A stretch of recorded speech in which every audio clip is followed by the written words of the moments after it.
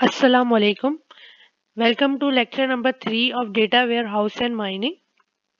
आज हम देखेंगे कि वाई डेटा वेयरहाउस हमें डेटा वेयरहाउस क्यों चाहिए। तो हमने प्रीवियसली डेटा वेयरहाउस की जो है डेफिनेशन समझ लीजिए और हम देख रहे हैं कि डेटा वेयरहाउस हमें क्यों चाहिए। तो डेटा वेयरहाउस की जो है वो बहुत इम्पोर्टेंस है। डेटा वेयरहाउस की जो इम्पोर्टेंस है उसके जो है कुछ पॉइंट्स हैं कि पहले कि डेटा जो है वो बहुत तेजी से बढ़ रहा है। हर चीज के अंदर डेटा है और डेटा जो है वो डे बाय डे बहुत ज्यादा होता जा रहा है। तो डेटा वेयर हाउस इसलिए जरूरी है कि हम जो है डेटा जो है बहुत बढ़ता जा रहा है तो उसे कहीं ना कहीं मैनेज और ऑर्गेनाइज करना पड़ेगा ताकि हम जो है उसे आगे चल के देख सके। फिर आता है लर्निंग फ्रॉम पास्ट। पिछले एक्सपीरियंस को देखते हुए पिछले डेटा को देखते हुए हम अपने फ्यूचर के डिसीजंस जो हैं हम ले सकते हैं। तो पिछला डेटा कैसे देखेंगे? जब डेटा ऑर्गेनाइज ही नहीं होगा तो हम उसे कैसे देखेंगे? तो डेटा वेयरहाउस इसलिए ज़रूरी है ताकि जो है हम अपना पिछला जो है डेटा देख सकें और उस डेटा की बेसिस पे जो है हम अपने फ्यूचर्स के डिसीजंस ले रहे हो। फिर थर्ड पे आता है सीकिंग द बिग पिक्चर, मतलब बड़ा नजरिया देखना। हम डिफरेंट जगह से जो है डेटा जो है हम कलेक्ट करके हम उस डिफरेंट जगह से डेटा देखते हुए हम एक बड़ा अपना अलग व्यू बना सकते हैं। हम जो है अपनी चीजें एनालाइज कर सकते हैं कि ये चीजें हुई हैं, ये डेटा है इस कंपनी का, ये उस कंपनी का है, ये यहाँ से लिया है वहां से लिया है। उसको सबको कलेक्ट करके जो है हम अपना अलग नजरिया बना सकते हैं। तो अगर ज्यादा डेटा होगा तो हमें बिग पिक्चर मिल रही होगी चीजों की। फोर्थ पे आता है मेकिंग स्मार्ट डिसीजन। डेटा को देखते हुए प्रीवियस डेटा को देखते हुए हम जो है बेटर डिसीजंस कर सकते हैं। हमने जो पहली बार मतलब पिछली बार जो हमने मसले किए थे हम वो मसले फ्यूचर में नहीं कर रहे होंगे। हम अपना जो है प्लानिंग जो है एफिशिएंटली कर रहे होंगे। तो कुछ रीजंस हम देख लेते हैं कि हमें डेटा वेयरहाउस क्यों चाहिए। रीजन वन के अंदर पहले आ जाता है डेटा एक्सप्लोजन।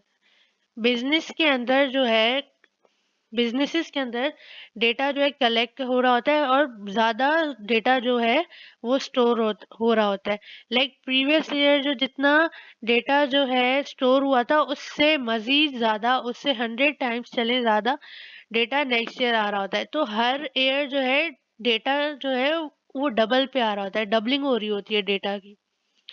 फिर सेकंड में आ जाता है स्टोरेज कॉस्ट। डेटा को स्टोर करना जो है ईयर बाय ईयर जो है वो चीपर होता जा रहा है। इन 1990 के अंदर 1 MB डेटा स्टोर करने के लिए $15 की कॉस्ट लगती थी।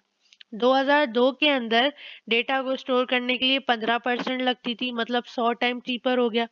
2007 के अंदर जो है वो 1% हो गया, मतलब 150 टाइम जो है चीपर हो गया। तो जैसे जैसे डेटा जो है ग्रो होता जा रहा है तो उसकी जो है स्टोरेज कॉस्ट जो है कम होती जा रही है, जो कि हमें मजीद जो है डेटा वेयर हाउस की इम्पोर्टेंस बताती है कि एक तो डेटा जो है वो डबल पे होता जा रहा है, ऊपर से कॉस्ट भी जो है वो कम होती जा रही है। तो डेटा वेयर हाउस इसलिए ज़्यादा ज़रूरी है ताकि हम ऑर्गेनाइज और स्टोर कर सकें अपने डेटा को, और जो इतना ज़्यादा जो डेटा हमारे पास है उसको जो एफिशिएंटली यूज़ करके उसको एफिशिएंटली एनालाइज करके मज़ीद अच्छे जो है डिसीजंस ले रहे होंगे। अगर हम रियल लाइफ एग्जांपल ले लें कि हम अपनी ज़िंदगी में प्रीवियस पास्ट में बहुत सारी गलतियाँ करते आते हैं, तो वो पास्ट की गलतियों को जो है याद रखते हुए हम प्रेजेंट के अंदर डिसीजंस ले रहे होते हैं ताकि हमारा फ्यूचर जो है अच्छा हो रहा हो। तो डेटा वेयर हाउस भी यही है कि प्रीवियस पास्ट एक्सपीरियंस को देखते हुए प्रेजेंट के अंदर अच्छा डिसीजन ले ताकि हमारा फ्यूचर जो है अच्छा हो रहा हो, ताकि जो है हम अपने एफिशिएंटली डेटा को अपने आगे वाले प्रोजेक्ट्स में आगे जो है एफिशिएंटली यूज कर सकें। फिर रीजन नंबर 2 आता है डिमांड ऑफ बिजनेस इंटेलिजेंस। जैसे बिजनेस जो है उनको जो है बहुत स्मार्टर तरीका चाहिए होता है कि वो अपने डेटा को एनालाइज कर सकें और अच्छा डिसीजन ले सकें अपने बिजनेस को ग्रो करने के लिए। जहाँ पर बात आ जाती है बिजनेस इंटेलिजेंट BI की। अब डेटा वेयर हाउस जो है वो सपोर्ट करता है कि हम अपने डेटा को जो स्टोर और ऑर्गेनाइज कर सके ताकि जो है हम इजिली एनालिसिस कर सकें। फिर सेकंड पे आता है आंसरिंग द कॉम्प्लेक्स क्वेश्चन। जो बिजनेस जो है वो डेटा कलेक्ट करिए डिफरेंट सोर्सेज से, और जो है उनको जो है कॉम्प्लेक्स क्वेश्चंस के आंसर चाहिए होते हैं और अपने डेटा को इंटीग्रेट करने के लिए। तो डेटा वेयर हाउस जो है वो हेल्प करता है कि हम जो है प्रीवियस डेटा को देखते हुए, प्रीवियस डेटा से इंसाइट लेते हुए हम अपने फ्यूचर डिसीजंस को सपोर्ट कर सकें और कॉम्प्लेक्स सवालों के जवाब दे सकें। लाइक हमें देखना है कि इस साल जो हमारी जो ग्रोथ है वो इतनी कम क्यों हुई है, तो हम अपने प्रीवियस डेटा पे जाके देखते हुए हम अपने इस सवाल का आंसर ले सकते हैं कि प्रीवियस प्रीवियस टाइम हमने ये चीजें की थी, उससे पहले टाइम ये की थी और इस दफा हम ये नहीं कर रहे, तो हमें जो है ऑटोमेटिकली हमारे मुश्किल सवालों का जवाब मिल जाता है। फिर थर्ड पे आता है creating intelligent enterprises. Data warehouse जो है, जैसे कि बिजनेस जो है उनको बहुत इंटेलिजेंट डेटा एनालिसिस करना होता है। लाइक वो यूज करते हैं डेटा ड्रिवन इंसाइट्स, ताकि वो अपने इम्प्रूव कर सके अपनी स्ट्रेटजीज को, अपने ऑपरेशंस को, ताकि वो जो है मार्केट से आगे हो, मार्केट की जो ट्रेंड चल रहा है उससे एक कदम आगे रहे। हर कंपनी चाहती है, हर बिजनेस मैन चाहता है कि हम जो है बिजनेस वालों से कुछ अलग करें, हम उनसे आगे हों। लाइक हम डेटाबेस अप्रोच यूज कर सकते हैं। लाइक एग्जांपल लेते हैं कि हमें लिस्ट ऑफ आइटम्स देखनी है जो कि हमारे प्रीवियस मंथ स्टोर हुई है। अगर आपका डेटाबेस बना होगा, अगर उसकी एक्सेल शीट के अंदर आपने सारा डेटा जो है टाइम बाय टाइम अपलोड किया होगा, तो आप जो है प्रीवियस मंथ की जो है आप सारी चीजें देख सकते हैं जो आपने सोल्ड की हैं, बेची हैं। उसके बाद आता है लाइक आपको चेक करना है कि सना ने क्या खरीदा। अगर सना की आपने एंट्री अपने डेटाबेस में की होगी, तो आप देख सकते हैं कि सना ने ये चीजें खरीदी हैं, या सना आपकी रेगुलर कस्टमर है। तो आपको कैसे पता चल रहा है कि रेगुलर कस्टमर है? आपके डेटा के अंदर वो चीजें जो हैं वो स्टोर्ड है। फिर आता है कि टोटल सेल देखना कि लास्ट मंथ कितनी हुई है ब्रांच से। लाइक डिफरेंट ब्रांचेस हैं, और चेक करना कि अगर आपका डेटाबेस के अंदर इन सारे ब्रांचेस की जो है वो डेटा स्टोर्ड होगा, तो आप देख सकते हैं कि भाई हमारी नेपाली ब्रांच पे इतना, हमारे डिफरेंट लोकेशन, एक सिटी के अंदर डिफरेंट लोकेशन पे ब्रांचेस हैं, तो हम देखें कि हमारी नेपाली ब्रांच में जो है इतनी सेल हुई है, गुलशन वाली ब्रांच में इतनी हुई है, गुलिस्तान जौहर वाली ब्रांच में इतनी हुई है। तो वो जो है बिजी साइट्स जो है, मतलब देखना कि नेपाली पे बहुत ज्यादा लोग आते हैं, गुलिस्तान जौहर पे थोड़े कम आते हैं। तो ये सारी चीजें देखना, ये कैसे देखेंगे? अगर आपके डेटाबेस के अंदर जो है ये सारी चीजें अ, होंगी। अगर नहीं होंगी तो आपको पता ही नहीं चलेगा। उसके बाद आपको देखना कि ट्रांजैक्शन कितनी अकर हुई है पिछले महीने जनवरी के अंदर, तो ये हमें कैसे पता चल रहा होगा? ये हमारे डेटाबेस से अब पता चल रहा होगा, अगर हमने डेटाबेस अप्रोच यूज की होगी। फिर आ जाता है using intelligent enterprises. Intelligent enterprises जो है वो हमें हेल्प करता है कि हम जो है स्मार्टर डिसीजन ले सकें। लाइक एग्जांपल, हमें आइटम्स देखनी है जो कि सेल हो रही है एक साथ। लाइक एग्जांपल जो है, अगर हमें वो पता चल जाता है कि ये चीजें साथ सेल हो रही है, हमें पैटर्न आइडेंटिफाई हो जाता है, तो हमारा बिजनेस मजीद ग्रो कर सकते हैं। लाइक एग्जांपल, रेस्टोरेंट की वेबसाइट है, उसके अंदर आप बर्गर खरीद रहे हैं। आप बर्गर पे जब क्लिक करते हैं, आप ऐड टू कार्ट करते हैं, तो उसमें ऑटोमेटिकली नीचे जो है और फीचर्स मतलब एडिशनल जो है आइटम्स आ जाते हैं, जैसे कि बर्गर है, मोस्टली लोग जो है फ्राइज लेते हैं, तो वो फ्राइज की जो है वो उन्होंने नीचे दी होती है। वो कैसे देते हैं? वो चेक कर रहे होते हैं, उन्हें प्रीवियस पैटर्न्स जो है लोगों के आइडेंटिफाई किए होते हैं कि लोग जो है बर्गर के साथ फ्राइज बहुत खरीद रहे हैं। तो जो लोग नहीं खरीद रहे, या लोगों को रिमाइंड करवाने के लिए, या लोगों को अट्रैक्ट करने के लिए, तो वो नीचे उसकी प्राइस की भी ऑप्शन देते हैं। तो उन्होंने पैटर्न्स आइडेंटिफाई किए होते हैं कि लोग जो है क्या खरीद रहे हैं। फिर आता है स्टॉकिंग आइटम्स। लाइक एनालाइज करना कि जो है ये प्रोडक्ट ज्यादा खरीदा जा रहा है, ताकि वो चीजें स्टॉक में रखें। एग्जाम्पल, एक फेस वॉश है, वो बहुत जो है मार्केट के अंदर इन है, लोग बहुत वो खरीद रहे हैं आपसे, और आपको पता है कि लोग बहुत खरीद रहे हैं। आपको कैसे पता चल रहा है? आपके जो है डेटा के अंदर ये सारी चीजें स्टोर्ड है। तो आप जो है, आपको पता है कि ये लोग बहुत खरीद हैं, तो आपने वो फेस वॉश का प्रोडक्ट जो है आपने इन स्टॉक रखा है, आपने उनका बहुत सारे कार्टन्स रखे हुए हैं, ताकि जो है आउट ऑफ स्टॉक ना चला जाए। फिर थर्ड में आता है प्लेसमेंट आइटम्स। ऑप्टिमाइज करना आइटम्स की लोकेशंस को based on sales and customer behaviour. Like एक आते ही आपकी वेबसाइट पे जो है आपने एक मतलब आपकी पॉपुलर चीज़ रख दी है, ताकि जो है आपको पता है कि जो आएगा आपका न्यू कस्टमर या आपका जो प्रीवियस कस्टमर आ रहा है, आपको पता है वो चीज़ वो खरीदेगा, तो आपने वो चीज़ उसके लिए पहले ही रखी हुई है। आपने कैसे रखी हुई है? आपने जो है अपने पैटर्न्स आइडेंटिफाई किए हुए हैं। फोर्थ बात है डिस्काउंट ऑफर। आपने चेक किया कि आपका जो प्रोडक्ट है, आपका एक प्रोडक्ट है वो बेस्ट सेलिंग प्रोडक्ट है, और जब आपको कभी सेल करनी होगी, जब आपको सेल लगानी होगी, तो आप जो है अपने उस बेस्ट प्रोडक्ट पे, जो आपके डेटा में है कि ये प्रोडक्ट जो है हम लोगों ने बहुत खरीदा है हमसे, तो आप उसी प्रोडक्ट पे सेल लगा रहे होंगे, ताकि जो है आपके कस्टमर्स जो हैं वो आपसे हैप्पी हों और वो प्रोडक्ट आपसे खरीदें। तो ये सब इंटेलिजेंस, सब दिमाग के स्मार्ट डिसीजंस हैं। आपने स्मार्ट डिसीजंस लिए कि आप जो है लोगों को किस तरीके से अपनी वेबसाइट पे जो है फोकस रखेंगे कि वो आप ही की वेबसाइट पे आ रहे हो।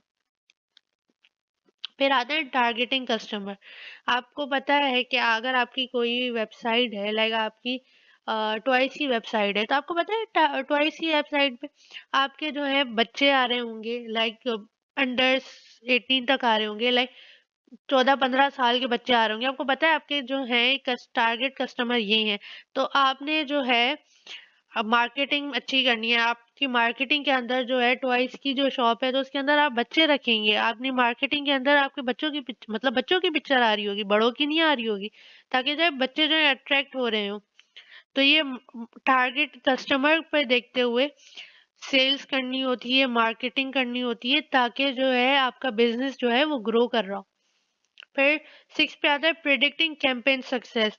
लाइक पास कस्टमर के बिहेवियर को देखते हुए कि पास जो है लोगों ने किस चीज को पसंद किया था, कौन से बच्चों को पसंद किया था, आपने वही बच्चे जो हैं उन्हीं को प्रमोशन के अंदर रखा हुआ है, ताकि जो है कस्टमर का बिहेवियर आपने देखा हुआ है कि पिछली दफा हमें इतना अच्छा रिस्पॉन्स आया था, हम यही तरीका जो है अभी भी यूज करेंगे। तो डेटा ड्रिवन जो डिसीजंस होते हैं वो हमें हेल्प करते हैं कि हम अच्छे प्रोडक्ट सेल कर सकें, अपने कस्टमर को खुश रख सकें, और जो है अपने प्रोडक्ट के अंदर अपनी बिजनेस के अंदर एफिशिएंसी पैदा कर सकें। फिर आ जाते हैं stages of data warehouse. तो डेटा वेयर हाउस के जो हैं 5 स्टेजेस हैं। व्हाट हैपेंड, क्या हुआ, व्हाई इट हैपेंड, क्यों हुआ, व्हाट विल हैपन, अब क्या होगा, व्हाट इज हैपनिंग, अब क्या हो रहा है, what do you want to happen, आप क्या चाहते हैं कि हो।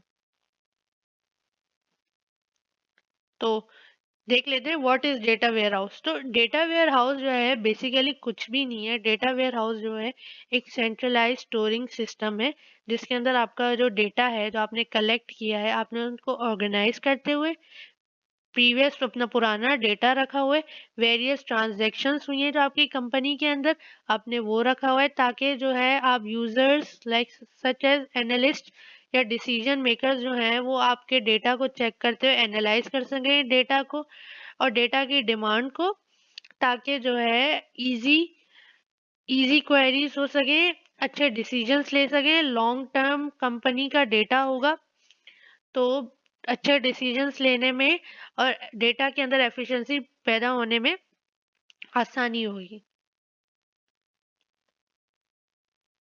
तो डेटा वेयर हाउस क्या है? एक तो कंप्लीट रेपोजिटरी है। रेपोजिटरी के अंदर क्या होता है कि सारा डेटा होता है जो कि आपने आर्चीव करके रखा हुआ है, या आपके ओल्ड सिस्टम के अंदर है या आपके करंट सिस्टम के अंदर है, तो वो सारा डेटा डेटा वेयर हाउस के अंदर है, कंप्लीट रेपोजिटरी है।